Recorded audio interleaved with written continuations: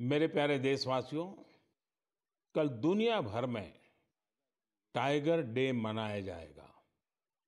भारत में तो टाइगर्स, बाघ हमारी संस्कृति का अभिन्न हिस्सा रहा है। हम सब बाघों से जुड़े किस्से कहानियां सुनते हुए ही बड़े हुए हैं। जंगल के आसपास के गांव में तो हर किसी को पता होता है कि बाघ के साथ तालमेल बिठाकर कैसे रहना है।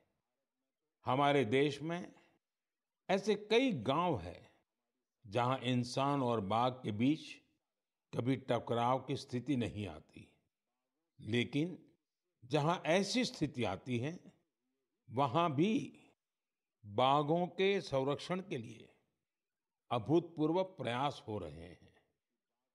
जन भागीदारी का ऐसा ही एक प्रयास है कुल्हाड़ी बंद पंचायत।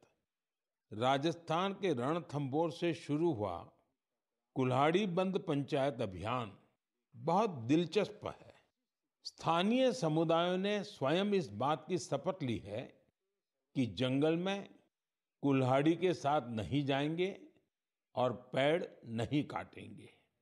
इस एक फैसले से यहाँ के जंगल एक बार फिर से हरे भरे हो रहे हैं और बाघों के लिए बेहतर वातावरण तैयार हो रहा है।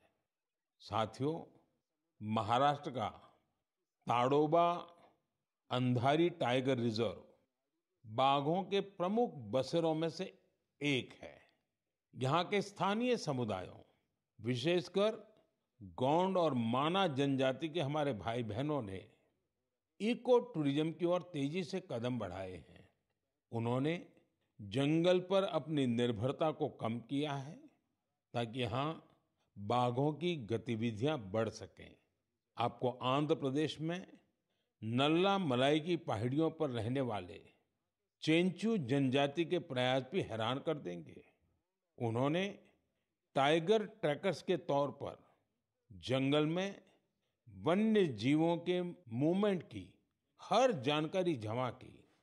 इसके साथ ही वे क्षेत्र में अवैध गतिविधियों की निगरानी भी करते रहे हैं। इसी तरह उत्तर प्रदेश के पीलीभीत में चल रहा बाघ मित्र कार्यक्रम भी बहुत चर्चा में है। इसके तहत स्थानीय लोगों को बाघ मित्र के रूप में काम करने की ट्रेनिंग दी जाती है। ये बाघ मित्र इस बात का पूरा ध्यान रखते हैं कि बाघों और इंसानों के बीच टकराव की स्थिति न बने। देश के अलग-अलग हिस्सों में इस तरह के कई प्रयास जारी हैं। मैंने यहाँ कुछ ही प्रयासों की चर्चा की है, लेकिन मुझे खुशी है कि जन भागीदारी बाघों के संरक्षण में बहुत काम आ रही है। ऐसे प्रयासों की वजह से ही भारत में बाघों की आबादी हर साल बढ़ रही है।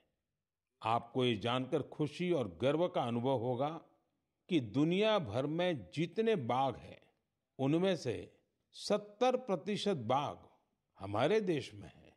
सोचिए, 70% बाघ। तभी तो हमारे देश के अलग-अलग हिस्सों में कई टाइगर सेंचुरी है।